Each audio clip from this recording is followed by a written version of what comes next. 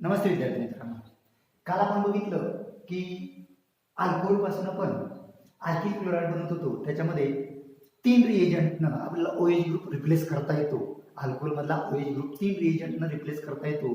त्याच्यामध्ये एक सांगितलं होतं हायड्रोजन हॅलाइड्स, दुसरा प्रकार सांगितला होता फॉस्फरस हॅलाइड्स आणि तिसरा प्रकार सांगितला होता थायोनिल क्लोराईड. ठीक आहे. तर त्याच्यामध्ये हायड्रोजन हॅलाइड्स मध्ये आपण HCl घेतलं होतं तेव्हा लुकास रिएजंट वापरला. HBr घेतलं तेव्हा सोडियम ब्रोमाइड आणि कॉन्सन्ट्रेटेड H2SO4 वापरलं, पण ते फक्त प्रायमरीसाठी वापरलं. सेकंडरी आणि टर्शरी जर अल्कोहोल घेतलं तर त्याच्यासाठी डायल्यूट H2SO4 वापरायचं. जर कॉन्सन्ट्रेटेड वापरलं तर त्याच्यापासून डिहायड्रेशन होतं आणि अल्किन तयार होतं. हे लक्षात राहू द्या. मी पुन्हा एकदा सांगतोय. काल आपण हायड्रोजन हॅलाइडच्या साहाय्यानं अल्कोहोलचा OH ग्रुप रिप्लेस केला आणि अल्किल हॅलाइड तयार केला. ठीक आहे. त्याच्यामध्ये अल्किल क्लोराईड म्हणजे HCl जेव्हा वापरलं तेव्हा लुकास रिएजंट वापरला. जेव्हा आपण अल्किल ब्रोमाइड तयार केलं तेव्हा HBr वापरत असताना कॉन्सन्ट्रेटेड HBr आणि sodium bromide in presence of sodium bromide आणि कॉन्सन्ट्रेटेड H2SO4 वापरलं. हे फक्त प्रायमरीसाठी वापरलं. सेकंडरी आणि टर्शरीसाठी कॉन्सन्ट्रेटेड H2SO4 च्या ऐवजी, लक्षात असू द्या, कॉन्सन्ट्रेटेड H2SO4 च्या ऐवजी डायल्यूट H2SO4 वापरायचं. कारण कॉन्सन्ट्रेटेड H2SO4 वापरलं तर डिहायड्रेशन होतं आणि त्याच्यापासून अल्किन तयार होतो. Not alkyl chloride, sorry alkyl bromide. लक्षात राहू द्या. डायल्यूट H2SO4 वापरा. तर नंतर आपण आयोडाईडची रिॲक्शन शिकलो. हायड्रोजन आयोडाईड घेतला, त्याच्यापासून आपल्याला अल्किल आयोडाईड हे प्रोडक्ट भेटलं. त्याच वेळेस मी तुम्हाला सांगितलं की फॉस्फरिक ऍसिड जर वापरलं, साधारण पोटॅशियम आयोडाईड किंवा हायड्रोजन आयोडाईडच्या ऐवजी जर पोटॅशियम आयोडाईड वापरलं तर तुम्हाला 95% यील्ड भेटतं. असं आपण कालच्या लेक्चरमध्ये बघितलं होतं. आज आपण शिकणार आहोत त्यातला दुसरा प्रकार. जसं हायड्रोजन हॅलाइड्सनं आपण OH ग्रुप रिप्लेस करत होतो, तसं आज हायड्रोजन हॅलाइडच्या ऐवजी फॉस्फरस हॅलाइडच्या साहाय्यानं आपण OH ग्रुप रिप्लेस करणार आहोत. मग फॉस्फरस हॅलाइडचे 2 प्रकार सांगितले होते. बघा, आठवते का फॉस्फरस हॅलाइडचे 2 प्रकार? फॉस्फरस हॅलाइडचे 2 प्रकार सांगितले होते. रिॲक्शन्स विथ फॉस्फरस हॅलाइड्स हा प्रकार आधी लिहितोय. फॉस्फरस हॅलाइड्स त्याचे 2 प्रकार. एक फॉस्फरस ट्रायहॅलाइड्स. फॉस्फरस ट्रायहॅलाइड्स म्हणजेच PX3 फॉस्फरस ट्रायहॅलाइड्स. आणि दुसरा प्रकार होता फॉस्फरस पेंटाहॅलाइड्स म्हणजे PX5. आता PX3 चे 3 प्रकार भेटतील. X च्या ऐवजी काय घ्या? क्लोरीन घ्या, ब्रोमीन घ्या, आयोडीन घ्या. म्हणून पहिला भेटेल PCl3 हा स्टेबल असतो, स्टेबल कंपाऊंड. त्यानंतर PBr3 हा लेस स्टेबल असतो, लक्षात असू द्या. त्यानंतर PI3 हा सुद्धा लेस स्टेबल असतो. तसेच पेंटाहॅलाइडचे प्रकार, फॉस्फरस पेंटाहॅलाइडचे प्रकार PCl5 हा स्टेबल असतो. PBr5 हा मात्र डज नॉट एक्झिस्ट, हा सापडत नाही, डज नॉट एक्झिस्ट. आणि तिसरा प्रकार आहे PI5, तो सुद्धा डज नॉट एक्झिस्ट. बघा, लक्ष द्या. रिॲक्शन्स विथ फॉस्फरस हॅलाइड्स, अल्कोहोल बरोबर फॉस्फरस हॅलाइडच्या रिॲक्शन करायच्या आणि अल्किल हॅलाइड हा प्रोडक्ट मिळवायचा आहे, हे लक्षात असू द्या. मग त्याच्यात पहिला प्रकार बघूया. Reactions with phosphorus trihalides. Reactions with phosphorus trihalides. Pentahalides आपण नंतर फॉस्फरस ट्रायहॅलाइड्स. त्याच्यामध्ये प्रथमतः आपण अल्किल क्लोराईड तयार करू. प्रथमतः आपण काय तयार करू? Alkyl chloride. आता अल्किल क्लोराईड जर तयार करायचा असेल, अल्किल क्लोराईड जर तयार करायचा असेल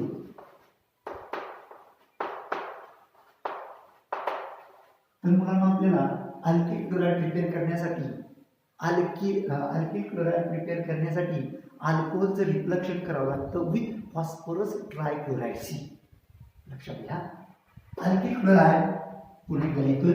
alkyl chloride chlorides R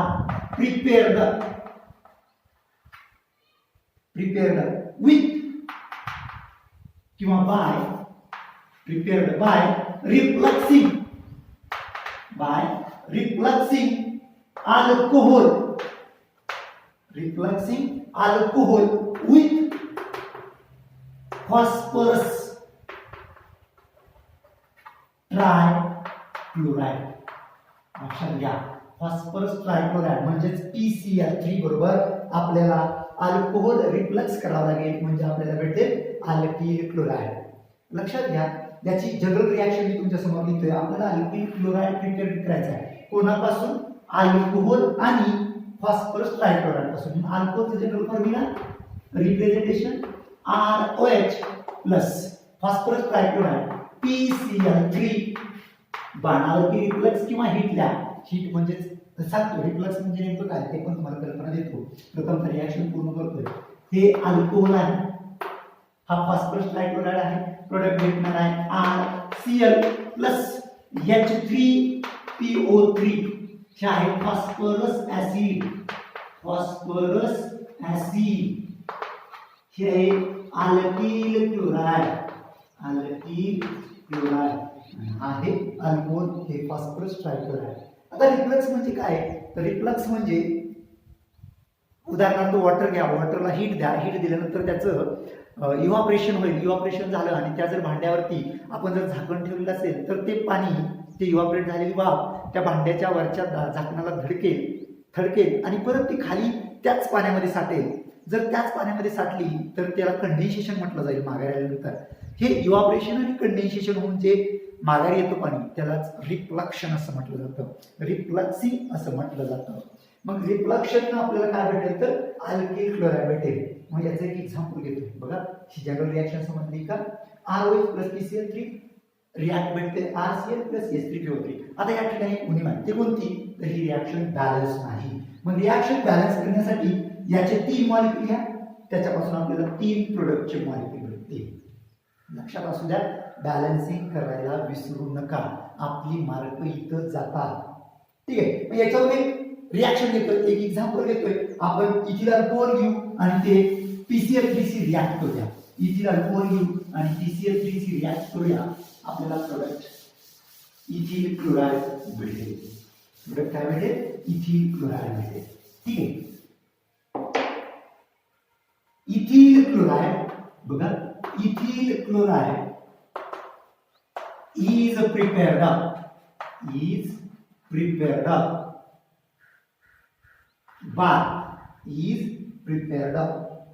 by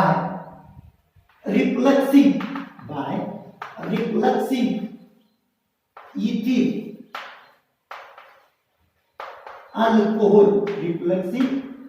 alcohol with कोणाशी? refluxing ethyl alcohol with phosphorus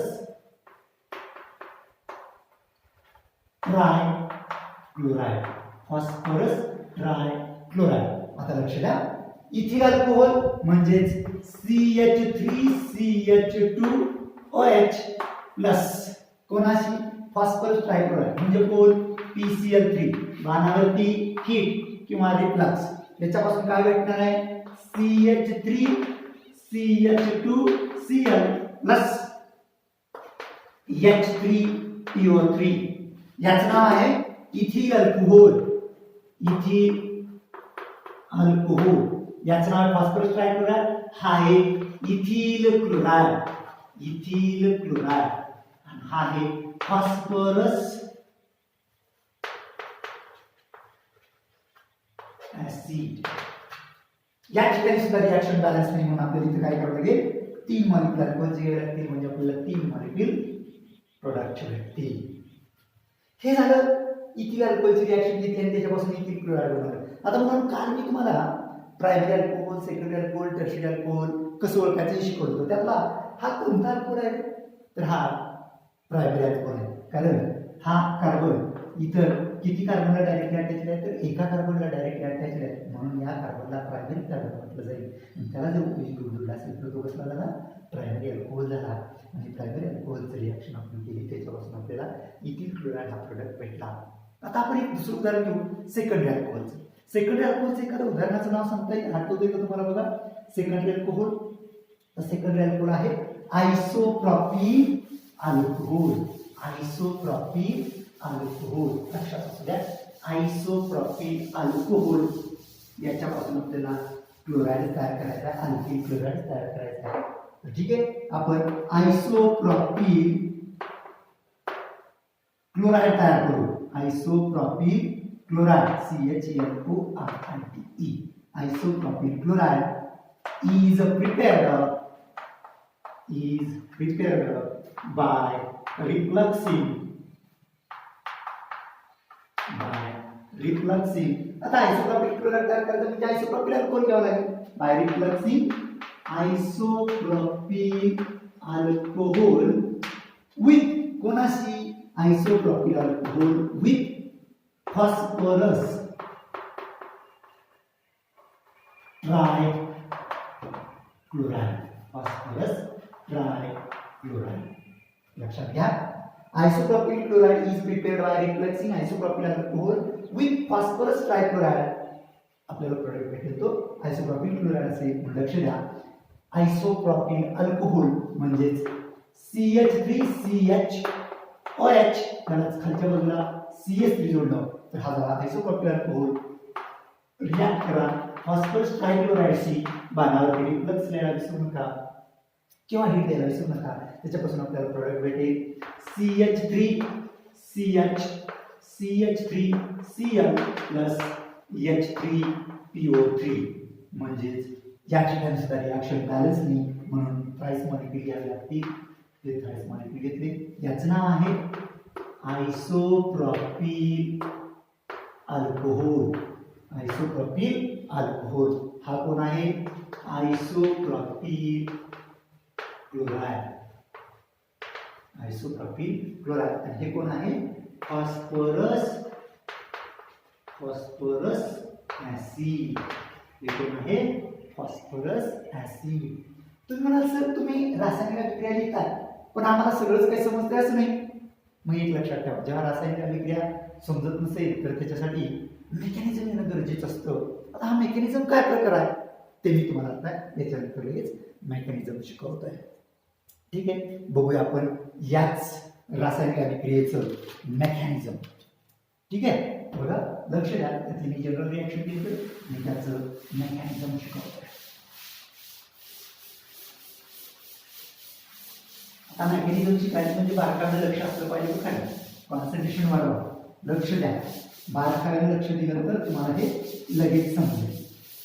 चला मग त्यासाठी आपण अल्कोहोल घेऊ आणि त्याची रिॲक्शन कोणाबरोबर जनरल रिॲक्शन घेऊन घेऊ. थोडक्यात म्हणायचं म्हटलं तर जनरल रिॲक्शन काय होते. जनरल रिॲक्शन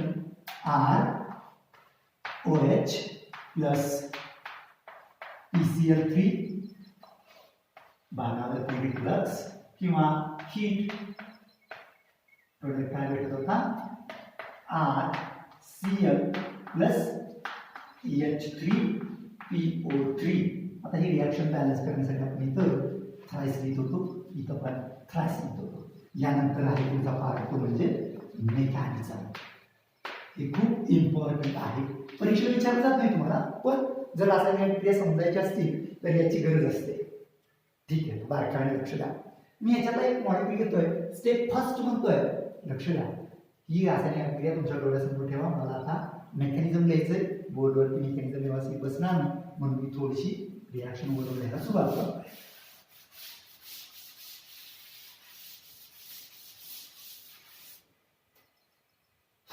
स्टेप फर्स्ट पहिल्या स्टेप मध्ये काय आपण एक अल्कोहोलचा मॉलिक्यूल घेऊ ROH प्लस PCl3. मेकॅनिझम कळावं म्हणून मी त्याचं स्ट्रक्चर असं करतोय PCl3. बघा या ठिकाणी तुमच्या लक्षात असेल की ऑक्सिजनकडे लोन पेअर असतात. या ठिकाणी जो OH ग्रुप आहे त्यातल्या ऑक्सिजनकडे लोन पेअर आहे आणि ही लोन पेअर म्हणजे एक्स्ट्रा इलेक्ट्रॉन.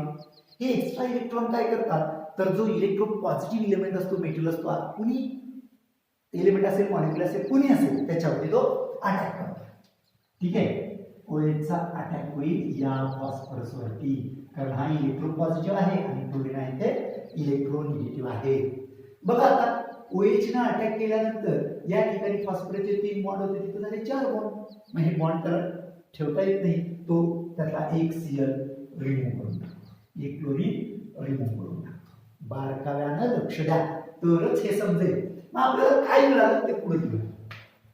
RO हा O कुणाला जोडला आहे तर फॉस्फरसला जोडला म्हणून P त्याला किती Cl राहिले 2 Cl राहिले.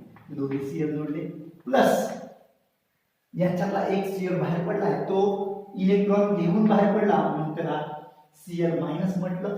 तसंच या O ला खालच्या बाजूला H आहे तो जोडला. आता ऑक्सिजनकडे जर बारकाईने बघितलं तर त्याचे बॉन्ड झाले 3, म्हणजे या ठिकाणी त्याचे इलेक्ट्रॉन दुसऱ्याने वापरले, म्हणजे इलेक्ट्रॉनची कमतरता आहे, म्हणून त्याच्यावर येतो पॉझिटिव्ह चार्ज. आता पॉझिटिव्ह चार्ज आल्यानंतर हा R ग्रुप, म्हणजे समजा मिथिल ग्रुप जोडला तुम्ही, अल्किल, R म्हणजे अल्किल, मिथिल ग्रुप जोडला किंवा इथिल ग्रुप जोडला, तर तो इलेक्ट्रॉन डोनर ग्रुप आहे. कसले ग्रुप आहे? Electron donor. इंडक्टिव्ह इफेक्ट शिकवतो बघा, त्याच्यामध्ये ते इलेक्ट्रॉन काय करतात? डोनेट करतात, आणि डोनेट केल्यामुळे या ठिकाणचा बॉन्ड ब्रेक होतो आणि ऑक्सिजनची इलेक्ट्रोपॉझिटिव्हिटी न्यूट्रल होते. म्हणजे त्याची पुढच्या स्टेपला तुम्हाला इथं असं भेटेल, पुढचं इंटरमिडिएटचं पुढचं पोझिशन. तर या ठिकाणी R सेपरेट भेटेल, त्याबरोबर O असेल, त्या ओला खालच्या बाजूला H जोडलेला असेल, या साईडला P जोडलेला असेल, इथं Cl, आणि या ठिकाणी सुद्धा एक Cl. आता या ठिकाणचा ऑक्सिजनचा पॉझिटिव्ह चार्ज इथले इलेक्ट्रॉन घेतल्यामुळे न्यूट्रल झाला, पण तो पॉझिटिव्ह चार्ज या R ग्रुपवरती येतो, कारण R कडचे इलेक्ट्रॉन यांनी खेचून घेतले. आणि या रिएक्शन मध्ये तुम्हाला इथं Cl मायनस तर दिसतोय, तो Cl मायनस इलेक्ट्रॉन डोनरचं काम करतो, आणि या R ला म्हणतो ठीक आहे मी तुम्हाला इलेक्ट्रॉन देतो, आणि म्हणून हा Cl त्यांना इलेक्ट्रॉन देतो, आणि त्याच्यापासून पुढचा प्रोडक्ट भेटतो तो असा. R ने क्लोरीन बरोबर रिएक्शन दाखवली, तयार झालं RCl प्लस राहिले काय बघा बरं, HOPCl2. HOP म्हणजेच P, ज्याला OH एक आहे आणि 2 Cl आहे.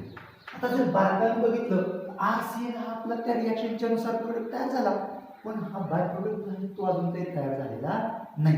आता तुमच्या एक लक्षात आलं पाहिजे की या रिएक्शनमध्ये आपण जी वरती रिएक्शन दिली होती त्या ठिकाणी अल्कोहोलचे मॉलिक्यूल किती घेतले होते माहिती?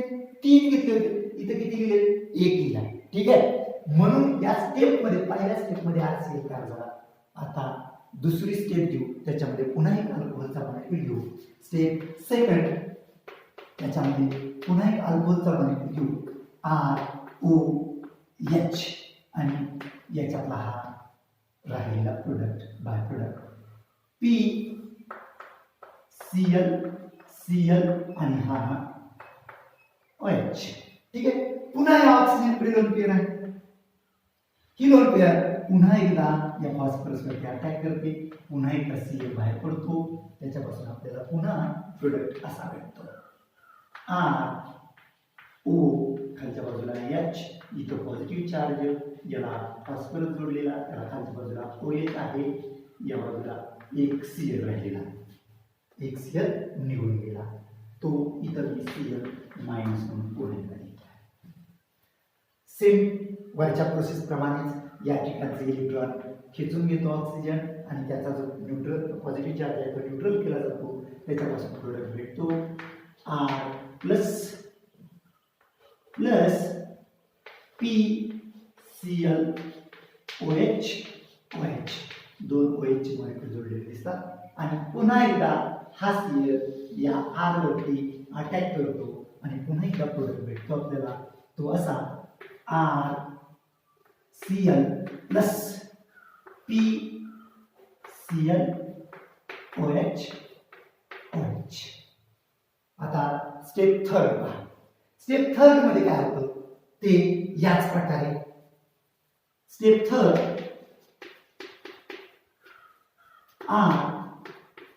ROH प्लस हा रिएजंट घ्यायचा आहे, ROH प्लस हा रिएजंट घ्यायचा आहे, या ठिकाणी रिएजंट घेतोय PCl OH, या OH चा अटॅक होईल P वरती, आणि हा एक Cl निघून जाईल, पुन्हा आपल्याला प्रोडक्ट भेटेल ROH P, वरच्या बाजूला OH, या साईडला सुद्धा OH प्लस Cl मायनस याच्याच प्रोडक्ट भेटेल, तो म्हणजे या ठिकाणी वर आलेला पॉझिटिव्ह चार्ज, त्यामुळे इथला बॉन्ड ब्रेक होईल, त्याच्या पुढे भेटेल R प्लस H3PO3, आणि हा Cl मायनस या R वरती अटॅक करेल, आणि आपल्याला फायनल प्रोडक्ट भेटेल, तो म्हणजे RCl प्लस H3PO3. आता तुमच्या लक्षात आलं असेल एक RCl तिसऱ्या स्टेपमध्ये भेटला, एक RCl दुसऱ्या स्टेपमध्ये भेटला आणि एक RCl पहिल्या स्टेपमध्ये भेटला. असे किती RCl झाले? हा एक RCl, हा एक RCl आणि हा एक RCl. 3 RCl तयार झाले म्हणजे थ्राइस RCl. आणि बघा इथं नीट लक्षात घ्या, H1 हा एक म्हणजे 3H, एक P आणि 3 ऑक्सिजन म्हणून H3PO3 फॉस्फरस ऍसिड. बघा हे मेकॅनिझम समजलंय का? पुन्हा एकदा एक मॉलिक्यूल घेतला, त्याच्यावरती अटॅक केला OH ना, अटॅक केल्यानंतर तुम्हाला असा प्रोडक्ट भेटला. हा बॉन्ड न्यूट्रल करण्यासाठी, पॉझिटिव्ह चार्ज न्यूट्रल करण्यासाठी ब्रेक होईल, त्याच्यापासून तुम्हाला R+ आणि हा प्रोडक्ट भेटेल. त्यातला Cl त्याच्यावरती अटॅक करेल, RCl भेटेल आणि हा प्रोडक्ट. अशी स्टेप सेकंडमध्ये रिपीट करायचे आणि सेकंड नंतर थर्डमध्ये सुद्धा असंच करायचे. त्यानंतर आपल्याला फायनल प्रोडक्ट भेटेल. तो प्रोडक्ट असेल थ्राइस RCl. तिन्ही स्टेपची बेरीज केल्यानंतर आणि H3PO3 हा तुमचा फायनल प्रोडक्ट भेटून जाईल. समजलं असेल अशी आशा करतो. धन्यवाद.